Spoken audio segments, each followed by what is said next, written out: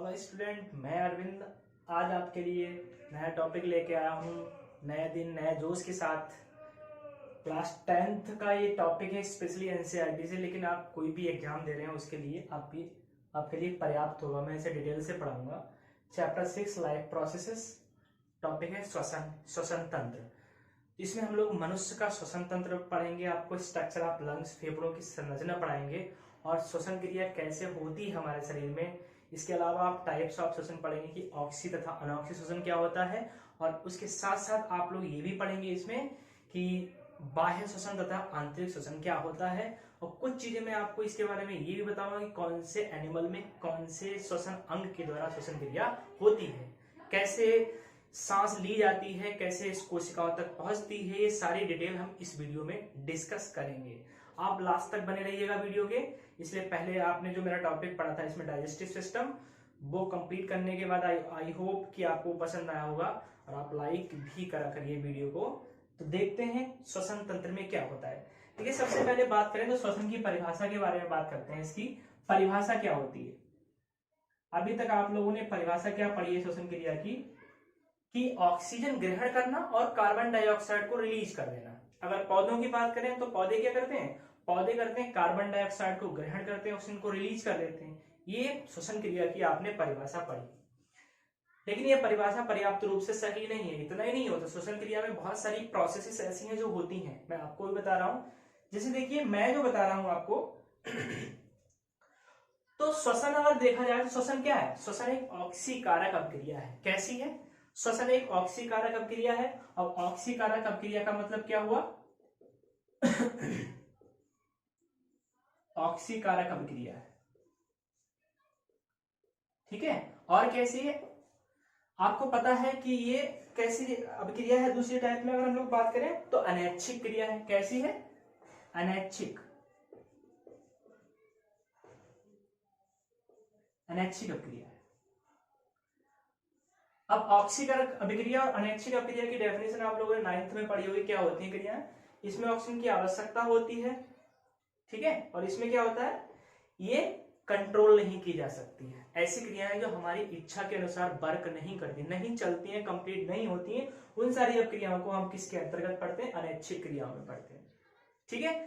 अब बात करते हैं डेफिनेशन की। तो डेफिनेशन क्या है, देखिए ध्यान से समझिए आप। जैसे मान लीजिए कोई जीव है तो उसे क्या है, वो पोषण प्राप्त करता है, भोजन प्राप्त करता है। प्रत्येक जीव को अपनी जैविक क्रियाएं चलाने के लिए, जैसे मैं आपसे बोल रहा हूं अभी, मैं मार्कर को हिला रहा हूं, इससे भी इस तरीके से चल रहा हूं, हम कहीं जाते हैं, कुछ देखते हैं, घूमते हैं, तो ये सारी जैविक क्रियाएं हैं। श्वसन मतलब कि श्वसन कर सांस ले रहे हैं या जन्म क्रिया कर रहे हैं हम, ठीक है। तो ये सारी क्रियाएं जैविक क्रियाएं हैं। और जैविक क्रियाओं को चलाने के लिए हमें किसकी आवश्यकता होती है, तो आप बताएंगे ऊर्जा की आवश्यकता होती है। जैविक क्रियाओं को चलाने के लिए हमें काय की आवश्यकता होती है, ऊर्जा की। और ये ऊर्जा हमें कहाँ मिलती है, भोजन से मिलती है, ठीक है। तो इसमें भोजन में अगर हम लोग देखें तो श्वसन की डेफिनेशन यहाँ पे ये होती है कि इस अभिक्रिया में क्या होता है, इसमें जो आपके जटिल कार्बनिक पदार्थ होते हैं, जटिल कार्बनिक पदार्थ यानी कॉम्प्लेक्स कार्बनिक मटेरियल जो होते हैं, पदार्थ जो होते हैं, जैसे वसा, प्रोटीन, कार्बोहाइड्रेट, ये सभी कैसे हैं, जटिल कार्बनिक पदार्थ हैं। और जटिल कार्बनिक पदार्थ किस में टूट जाना, सरल कार्बनिक पदार्थों में टूट जाना। सरल कार्बनिक या अकार्बनिक किसी में भी टूट सकते हैं। सरल या तो वो कार्बनिक में टूट जाएंगे या फिर अकार्बनिक में टूट जाएंगे, ठीक है। उनमें इनका क्या होना, टूट जाना। टूट जाना क्या कहलाता है, क्या कहलाता है, श्वसन कहलाता है। और क्या होता है, इसमें साथ साथ ऊर्जा भी बनती है। क्या बनती है, ऊर्जा। अगर ऊर्जा नहीं बनेगी तो हमारी जैविक क्रियाएं कैसे संपन्न होंगी। तो श्वसन क्या है, श्वसन एक जटिल कार्बनिक प्रक्रिया है, या ये एक ऑक्सीकारक अभिक्रिया है। इसे अनैच्छिक अभिक्रिया भी कहते हैं। इस अभिक्रिया के दौरान जटिल कार्बनिक पदार्थ, भोजन में उपस्थित जटिल कार्बनिक पदार्थ जैसे वसा, प्रोटीन, कार्बोहाइड्रेट इत्यादि जो है वो सरल कार्बनिक पदार्थ या अकार्बनिक पदार्थ में टूट जाते हैं। इसके साथ साथ जब ये जटिल पदार्थ टूटते हैं छोटे छोटे पदार्थों में, तो ऊर्जा बनती है, और वो कौन सी फॉर्म में बनती है, वो बनती है एडेनोसिन ट्राइफॉस्फेट के फॉर्म में, एटीपी के फॉर्म में ऊर्जा निर्मुक्त होती है, बनती है। इस समस्त क्रिया को श्वसन कहते हैं। क्या कहते हैं, श्वसन कहते हैं। यही नहीं है यहाँ पे कि सिर्फ ऑक्सीजन को ग्रहण करना, कार्बन डाइऑक्साइड को छोड़ देना श्वसन कहलाता है, या कार्बन डाइऑक्साइड को ग्रहण करना, ऑक्सीजन को छोड़ देना श्वसन कहलाता है। ये परिभाषा सही नहीं है। सही परिभाषा आपकी यहाँ पे है कि ये आप समझ गए होंगे इसे, ठीक है। स्क्रीनशॉट लीजिए, इसे नोट डाउन करिए, फिर मैं आगे बढ़ता हूँ, ठीक है। तो इसमें क्या होता है, और आपको बता दें, इसमें क्या होता है, ग्लूकोज का पूर्ण ऑक्सीकरण होता है। किसका, ग्लूकोज का पूर्ण ऑक्सीकरण होता है इसमें। अब इससे तात्पर्य क्या है, ग्लूकोज का पूर्ण ऑक्सीकरण होता है। मान लीजिए आपका ग्लूकोज है जिसका फॉर्मूला क्या होता है, C6H12O6। ये क्या करेगा, आपका किससे क्रिया करेगा, मैंने पहले बताया ऑक्सीकरण क्रिया है, तो कैसा क्या होगा इसमें, ये तुरंत O2 से क्रिया कर लेगा, 6O2 से, और क्या बना लेगा, आपका बनाएगा CO2, 6CO2 प्लस 6H2O। उसके साथ साथ क्या बनती है, इसमें एनर्जी भी बनती है। क्या बनती है, एनर्जी बनती है। तो ये किसका आपका हो गया, श्वसन क्रिया है। कैसी क्रिया, श्वसन क्रिया। आप समझ गए हम, ग्लूकोज क्या है यहाँ पे, जटिल कार्बनिक पदार्थ है, जिसे कार्बोहाइड्रेट भी बोलते हैं, ठीक है।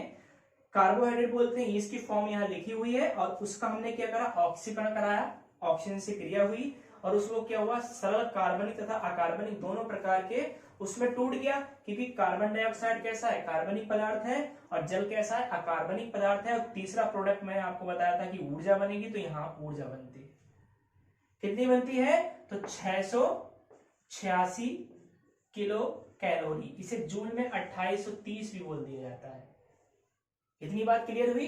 तो ये क्या थी, हमारी डेफिनेशन थी किसकी, रेस्पिरेशन की, ठीक है। अब मैं आपको पूरा तंत्र पढ़ाऊंगा कि क्या होता है। इतनी बात क्लियर हुई। देखते हैं कि श्वसन तंत्र क्या होता है, मनुष्य का श्वसन तंत्र क्या होता है।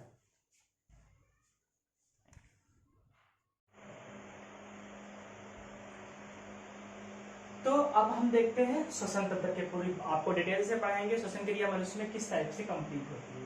तो आप पूरी वीडियो में बने रहिए। देखिए, अगर हम श्वसन तंत्र की बात करें तो स्टार्टिंग जो है वो हमारी कहाँ से होती है, नासिका से। ये नासिका होती है हमारी, यहीं से तो सांस लेना स्टार्ट करते हैं हम लोग। तो ये नासिका से क्या होती है, स्टार्ट होती है श्वसन क्रिया। तो यहाँ पे ये वाला पार्ट क्या हो गया, नासिका हो गया। नासिका के बाद में अगर हेडिंग डाल के, बाकी सब आपको ऐसी हेडिंग डाल के लिखना, मैं आपको सिर्फ बता रहा हूँ, यहाँ पे लिखवा नहीं रहा हूँ, आप नोट करते रहिए इनको, वीडियो को रोक के। नासिका क्या है, नासिका से श्वसन क्रिया स्टार्ट होती है। नासिका में निम्नलिखित दो भाग पाए जाते हैं, इंपॉर्टेंट क्या होते हैं। देखो, ये तो नासा छिद्र हो गए हमारे, इन्हीं से वायु अंदर घुसती है। उसके बाद छोटे छोटे से हेयर पाए जाते हैं इसमें। हेयर का फंक्शन क्या होता है, तो हेयर का फंक्शन होता है कि जो वायु हम लोग ले रहे हैं, उस वायु में क्या है, जो आपकी बहुत सारी धूल के कण हैं, वो धूल के कण क्या कर रहे हैं, आपकी जाके अंदर घुस जाएंगे, तो फेफड़ों को क्या करेंगे, सांस लेने में दिक्कत करेंगे। तो वो वायु के कण जो होते हैं वो यहीं रुक जाते हैं। दूसरा क्या होता है, इसमें एक तरल पदार्थ भरा रहता है, इसे म्यूकोसा कहते हैं। क्या कहते हैं, अब जो ये तरल पदार्थ भरा रहता है, ये क्या करता है, इसमें भी बहुत सारे डस्ट पार्टिकल इतने छोटे होते हैं जो हेयर से अंदर निकल जाएंगे, लेकिन इसमें जाके क्या होते हैं, कुछ चिपक जाते हैं, तो वो अंदर नहीं जा पाते हैं, ठीक है। और क्या करता है, कुछ इसका रोल ये भी होता है कि ये टेम्परेचर को मेंटेन थोड़ा कर लेता है यहाँ पे, लेकिन पूरी तरीके से टेम्परेचर कहाँ मेंटेन होता है अभी बताऊंगा आपको। अगर नासिका के बाद दूसरा हेडिंग देखें, कॉकलक होता है। कॉकलक को इंग्लिश में ओव्यूला बोलते हैं। क्या बोलते हैं, ओव्यूला, ठीक है। अब ये ओव्यूला क्या होता है, आप जाइए अंदर को, यहाँ पे देखिए थोड़ा सा पार्ट ऐसा होगा, लटका हुआ था थोड़ा अंदर को मुंह में, तो उससे हम ओव्यूला बोलते हैं। क्या बोलते हैं, इसका जो कार्य होता है, वो अंदर जो वायु जा रही है, या फिर जो मान लीजिए आप फूड जा रहा है, उसको बाहर नहीं आने देता है, ठीक है। उसके बाद में क्या है आपका ग्रसनी। तो ग्रसनी क्या है, कंठ और नासिका को बीच में रखने वाले पार्ट जो है वो ग्रसनी कहलाता है। कंठ से ऊपर वाला पार्ट जो होता है वो ग्रसनी कहलाता है। और कंठ, अब कंठ के बारे में ध्यान समझिए, इससे क्वेश्चन पूछे जाते हैं। कंठ को हम लोग स्वर यंत्र भी कहते हैं। क्या, स्वर यंत्र, साउंड बॉक्स भी कंठ को कहा जाता है, ठीक है। जितने भी वाइब्रेशन हमारी बॉडी में जनरेट होते हैं, जो माइंड हमारा संकेत भेजता है, तो ये कंठ क्या करता है, उसको मतलब एक आवाज में पर्टिकुलर क्या करता है, एक आवाज में बदल। जैसे मैं आपसे बोल रहा हूँ तो बॉडी से वाइब्रेशन आ रहे हैं, सूचना है ब्रेन से आ रही है, लेकिन अब निश्चित आवाज में कन्वर्ट करने का कार्य कौन कर रहा है, कंठ कर रहा है, ठीक है। अब इस स्ट्रक्चर में और देखते हैं, उसके बाद में क्या, अभी इपिग्लॉटिस मैंने यहाँ पे लिखा है, इपिग्लॉटिस इंपॉर्टेंट पार्ट है, इससे भी क्वेश्चन आपसे पूछे जाते हैं। देखिए समझिए, इपिग्लॉटिस जो पार्ट होता है वो क्या करता है, हमारे जो आपकी जो ग्रास नली होती है, कंठ का निचले भाग, तो ये दो पाइप में डिवाइड कर देता है। इपिग्लॉटिस क्या करता है, हमारा जो यहाँ से दो पाइप आते हैं हमारे, यहाँ से क्या होते हैं, दो पाइप नीचे की ओर आते हैं। कौन कौन से होते हैं, एक को बोलते हैं फूड पाइप, क्या बोलते हैं, फूड पाइप, और दूसरा होता है विंड पाइप या एयर पाइप। ये दोनों पाइप होते हैं, एक का कार्य है फूड को अंदर ले जाना, पानी को अंदर ले जाना, दूसरा कार्य क्या है, वायु को अंदर ले जाना। तो श्वसन तंत्र है तो कौन जाएगा, वायु। और ये वाला जो एयर पाइप होता है इसे हम क्या बोलते हैं, इसे हम श्वास नली बोलते हैं। क्या बोलते हैं, श्वास नली, एक ट्रैकिया बोलते हैं। अब इस ट्रैकिया में आप देख रहे होंगे कि बहुत सारे इस तरीके सी शेप, मतलब कि मान लीजिए ये ट्रैकिया है जिसमें सी के आकार की क्या है, कुछ संरचनाएं पाई जाती हैं। ये करती क्या है, देखिए ये संरचनाएं जो है इनमें से वो वायु थोड़ी फंस के जाती है, मतलब थोड़ा सा रुक रुक के वायु जाती है अंदर फेफड़ों के अंदर। तो उतनी देर में बॉडी क्या कर लेती है कि बॉडी जो है वो जो आपकी वायु आई है उसको क्या करती है, एक माध्यम यानी एक टेम्परेचर फिक्स कर देती है। जैसे हमारी बॉडी का 37 डिग्री सेंटीग्रेड है तो फेफड़ों में भी इतना ही जाएगा, तब सही से हमारे स्वस्थ फेफड़े रहेंगे। अगर हम देखें तो -20 डिग्री से नीचे कभी होने नहीं देगी, और 42 से इतने के बीच में हमारा क्या होता है, ये वायु होती है। तो ये मेंटेन करने का काम किसका हो गया, ट्रैकिया का। और क्या है कि वायु को पूरी तरीके से यहां से लाके कहां भेजना, फेफड़ों में भेजने का कार्य किसका हो गया, ट्रैकिया का। इसी वीडियो में मैं आपको ऑक्सी अनॉक्सी अंतः बाह्य ये दोनों प्रकार के श्वसन जिसके टाइप है वो पढ़ाऊंगा। आगे देखिए, अब वो यहाँ आने की इसका श्वास नली नाम हो गया। श्वास नली क्या होती है, नीचे जाके वक्ष गुहा में दो पार्ट में डिवाइड हो रही है, ये देखिए यहाँ पे। अब यहाँ पे जैसे ही दो पार्ट में डिवाइड हुई तुरंत इसका नाम चेंज हो गया, नाम हो गया श्वसनी। क्या हो गया, श्वसनी या ब्रोंकी। इतनी बात क्लियर हुई। अब ये श्वसनी प्रत्येक अंदर फेफड़े में जाने के बाद क्या होती है, जो आपका बायां फेफड़ा है उसमें दो भागों में और दाहिने फेफड़े में तीन भागों में डिवाइड होती है। जिसमें ये तीन भागों में डिवाइड हुई वही फेफड़ा आपका बड़ा होता है। कौन सा, दाहिना यानी राइट वाला जो फेफड़ा है वो थोड़ा सा बड़ा होता है अपेक्षा किसकी, लेफ्ट वाले फेफड़े से। अब देखिए आगे समझिए, अब अभी जैसे ही ये फेफड़े के अंदर जो आपकी जो श्वसनी थी वो अंदर जाके डिवाइड हुई तो उसका नाम चेंज हो गया और नाम रख दिया गया श्वसनिकाएं। कुछ है नहीं यहाँ पे, आप ध्यान समझिए, कोई बड़ी चीज नहीं, बहुत आसान चीज है यहाँ। बस आप थोड़ा सा अपना ध्यान इधर को रखिए और ध्यान से समझिए, बीच बीच में इसको रोक के वीडियो को नोट भी करते रहिए आप लोग, ठीक है। अब देखिए ये जो श्वसनिकाएं होती हैं, इन श्वसनिकाओं से बहुत छोटे छोटे धागे के समान चैम्बर निकले रहते हैं, अलग अलग छोटे छोटे क्या होंगे, चैम्बर। मतलब ये पूरे फेफड़े के अंदर जो भाग है उनको कई छोटे छोटे चैम्बर में डिवाइड कर देती हैं। और जो डिवाइड कर देती हैं, ये वाली जो चीजें आपको ये लाइनें दिखाई दे रही, इनका नाम कूपिकाएं होता है।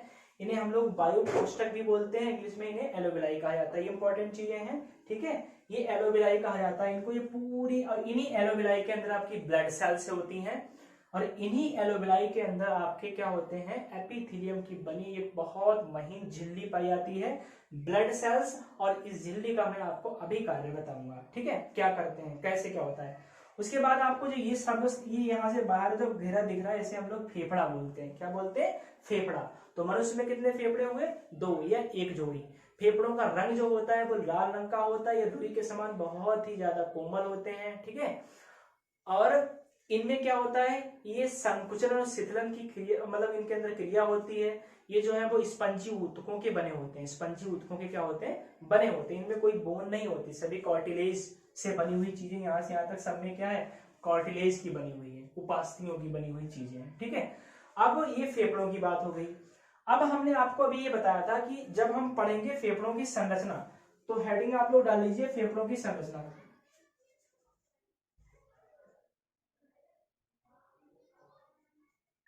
अब फेफड़ों की संरचना में आपको क्या क्या पढ़ना है वो देख लीजिए।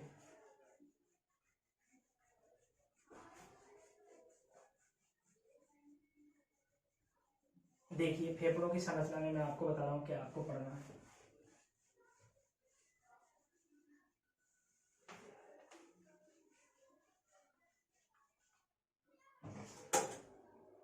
देखिए ये जो स्ट्रक्चर बना है वो फेफड़ों की संरचना का है, मनुष्य के फेफड़ों की संरचना। ध्यान से समझना इसको, देखिए सारी चीजें आप आसान तरीके से समझ चुके हैं।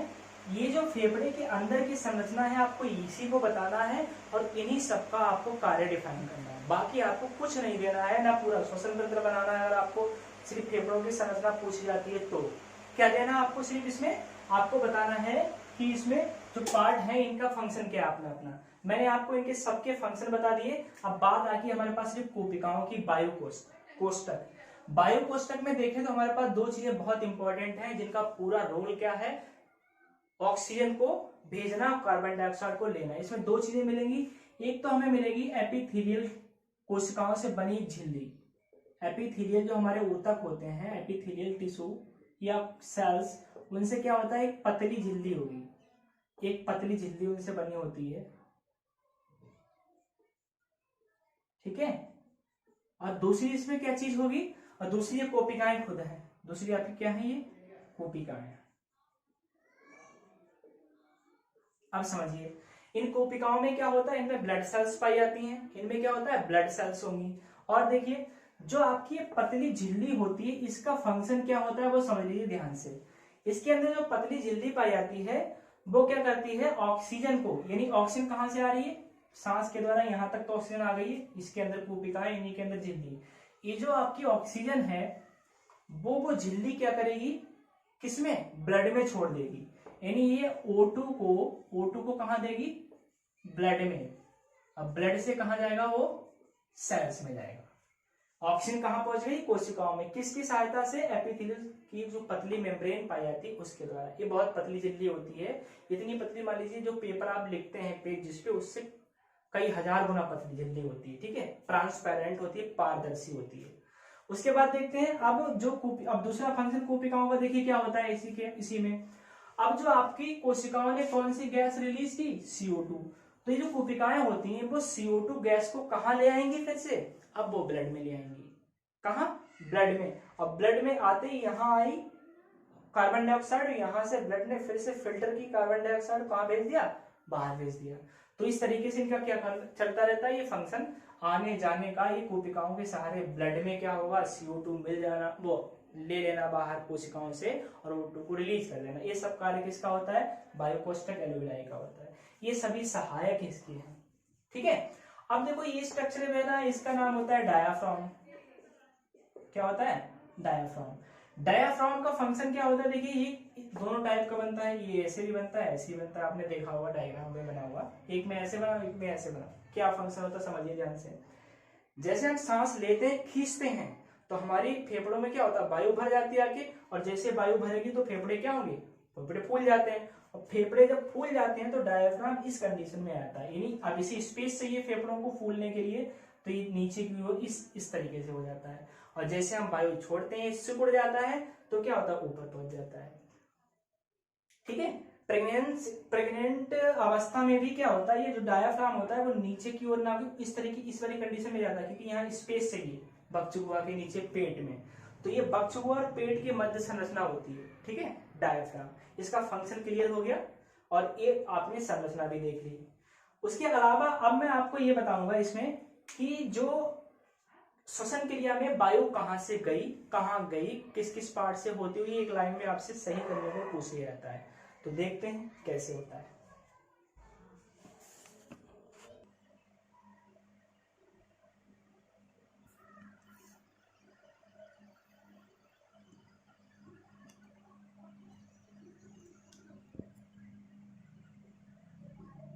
तो अब देखते हैं कैसे कैसे किस किस मार्ग से वायु अंदर जाती है। देखिए आप ये सब पढ़ चुके हैं, आपको कोई दिक्कत नहीं होगी यहाँ पे। सबसे पहले वायु क्या हो जाती है, हमारी नासिका में जाती है, नासिका के बाद नासा गुहा में, फिर ग्रसनी में, फिर स्वर यंत्र में, फिर श्वास नली में, फिर श्वसनी में, फिर श्वसनिकाओं में, फिर वायु कोष्ठकों में, उसके बाद ब्लड में, ब्लड से कोशिकाओं में पहुंच गई। यहाँ से इधर से क्या गया था, इधर से गई थी O2, इधर को जा रही है। अब यहां से रिप्लेस में क्या आएगा, CO2। समझ गए आप इतनी बात। अब देखो, अब कोशिका में पहुंचने के बाद क्या होता है, ऑक्सीकरण क्रिया होती है, किसकी, ग्लूकोज। ग्लूकोज पहले से आ चुका है कोशिकाओं में, जब हमने खाना खाया था उसके बाद ग्लूकोज क्या पहुंच गया, कोशिकाओं में पहुंच गया। अब इसका क्या होगा, ऑक्सीकरण होगा। क्या होगा, ऑक्सीकरण होगा। और ऑक्सीकरण कैसे होगा, देखिए समझिए ध्यान से। ऑक्सीकरण आपका दो अवस्थाओं में होगा, एक कैसा होगा, ऑक्सी अभिक्रिया, ऑक्सी और अनऑक्सी, तो ऑक्सी श्वसन हो गया और दूसरा अनऑक्सी। ध्यान समझ लीजिए इसको, यहाँ पे बहुत यहीं पे समझ लीजिए, अलग कुछ नहीं है। श्वसन के प्रकार ऑक्सीजन की उपस्थिति और अनुपस्थिति के आधार में जब ऑक्सीकरण जिंदगी ऑक्सी श्वसन जो है वो माइटोकॉन्ड्रिया में होता है, ध्यान रखिए इसको लिखते रहिए आप, माइटोकॉन्ड्रिया, माइटोकॉन्ड्रिया में कौन होता है, ऑक्सीजन होता है, ठीक है। कौन सी क्रिया होती है, क्रेब्स साइकिल होती है, आपको पता ही, ईटीएस भी होता है, इलेक्ट्रॉन ट्रांसपोर्ट सिस्टम। इसमें होता क्या है, इसमें ये वाले रिएक्शन लिखेंगे आप लोग, C6H12O6 + 6O2, ठीक है। उसके बाद में क्या बनेगा, तो CO2 6CO2 + 6H2O + 686 kilo calorie ऊर्जा, या इसी को हम 2830 किलो जूल भी बोल सकते हैं, ठीक है। ये इसमें आ जाएगी। तो इसमें ऑक्सीजन की आवश्यकता होती है, क्रिया माइटोकॉन्ड्रिया में होती है। इसमें क्या होता है, कार्बन डाइऑक्साइड, जल तथा ऊर्जा अधिक बनती है, ठीक है। डिग्रेडेशन किसका हो रहा है, ग्लूकोज का, जबकि इसमें क्या होता है, इसमें भी ग्लूकोज का ही डिग्रेडेशन होता है, लेकिन यहाँ पे ऑक्सीजन कैसी है, अनुपस्थित है। यहाँ पे क्या है, यहाँ पे भी यही आएगा C6H12O6, अब डायरेक्ट सीधे टूट जाएगा किसमें, C2 नहीं C2H5OH, एथिल अल्कोहल में टूट जाता है, ठीक है। और क्या बनाता है, एथिल अल्कोहल में टूट जाता है। इस तरीके से क्या होता है, ये क्रिया इसकी कंप्लीट हो जाती है। ध्यान समझिए इसको। अभी इसमें बनता क्या क्या है, अब ये एथिल अल्कोहल आपका क्या बनाएगा, यहाँ पे डायरेक्टली ये एथिल अल्कोहल फिर से क्रिया करके आपका लैक्टिक अम्ल बनाएगा। क्या बनाएगा, लैक्टिक अम्ल। तो ऑक्सीजन के दौरान कार्बन डाइऑक्साइड, जल तथा ऊर्जा ज्यादा बनती है, जबकि अनऑक्सीजन के दौरान ग्लूकोज का क्या, ग्लूकोज सीधे टूट जाता है, क्योंकि यहाँ पे ऑक्सीजन तो है नहीं, अनुपस्थिति में हो रही है, तो एथिल अल्कोहल बनता है। ये एथिल अल्कोहल पुनः किस में टूटता है, लैक्टिक अम्ल में बनता है। इसमें ऊर्जा का निर्माण भी कम होता है, ऊर्जा बनती है लेकिन कम बनती है अपेक्षा इसका महत्व ज्यादा होता है, इसलिए माइटोकॉन्ड्रिया को क्या कहा जाता है, पावर हाउस। अनऑक्सीजन की क्रिया ग्लाइकोलाइसिस हो गई, और ये क्रिया जो है वो आपकी कहाँ होती है, तो आप बताएं, कोशिका द्रव्य में होती है। कहाँ होती है, कोशिका द्रव्य में। तो कोशिका द्रव्य में कौन सी क्रिया होती है, तो इन दोनों में डेफिनेशन हो गई, एग्जाम्पल हो गए इनके। इसका आपका क्रेब्स चक्र है, इसका ग्लाइकोलाइसिस है, ये क्रिया माइटोकॉन्ड्रिया में होती है, ये कोशिका द्रव्य में, ये दोनों की इनकी क्या है, समीकरण। ये क्लियर हुई। एक चीज आपको और बता दें, आप अंतः और बाह्य श्वसन क्या होता है, इसमें बहुत कंफ्यूजन रहता है आपको।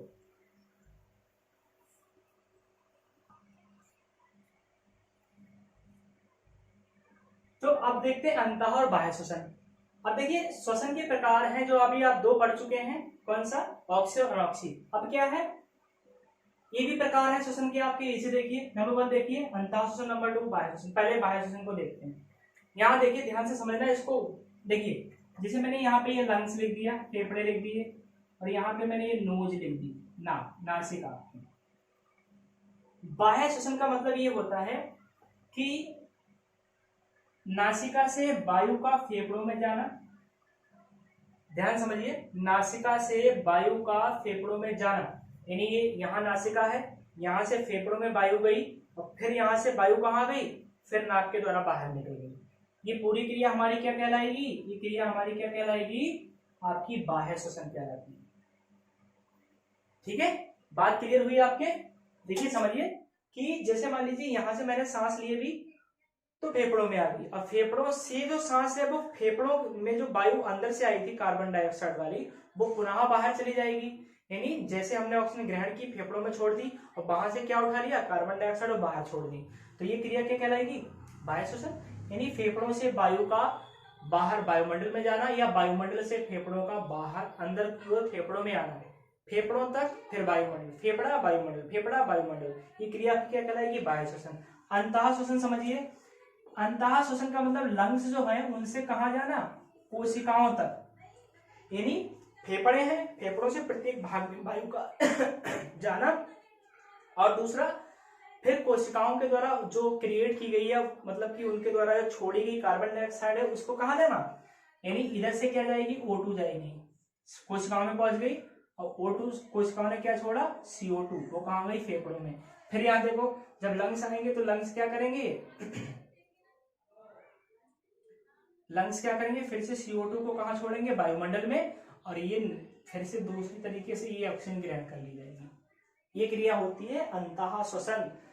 फेफड़ों से कोशिकाओं में ऑक्सीजन का जाना, कोशिकाओं से कार्बन डाइऑक्साइड का फिर से फेफड़ों में वापस आना, ये समस्त क्रिया अंतः श्वसन कहलाती है। समझ गए आप लोग इसको? क्लियर हुआ? तो ये आपके दोनों टाइप हो गए। उसके बाद में इसमें कुछ चीजें पूछी जाती है, जैसे श्वसन क्रिया को कौन नियंत्रण करता है? तो श्वसन क्रिया का जो नियंत्रण है वो मेडियोला ओब्लिंगेटा की करता है, जो मस्तिष्क का हमारा पश्च भाग होता है। और पूछता है कि श्वसन को किसके द्वारा मापा जाता है? तो श्वसन को मापने वाला जो यंत्र होता है उसको स्पायरोमीटर कहते हैं। क्या कहते हैं? स्पायरोमीटर, जो हमारे श्वसन दर को मापता है। इतनी बात क्लियर हुई। दो चीजें मैं आपको और इसमें बताऊंगा। जिसे पूछा जाता है कि कौन सा जंतु किसके द्वारा, पूछा जाता है कि गिल्स के द्वारा, यानी मछलियां किसके द्वारा श्वसन क्रिया करती हैं?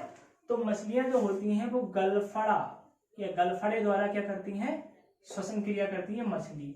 ठीक है। मनुष्य आपको पता है, मनुष्य हुआ, शेर, बाघ, चीता हो गया, व्हेल मछली हो गई, शार्क मछली हो गई, ये सभी आपकी किसके द्वारा करेंगी?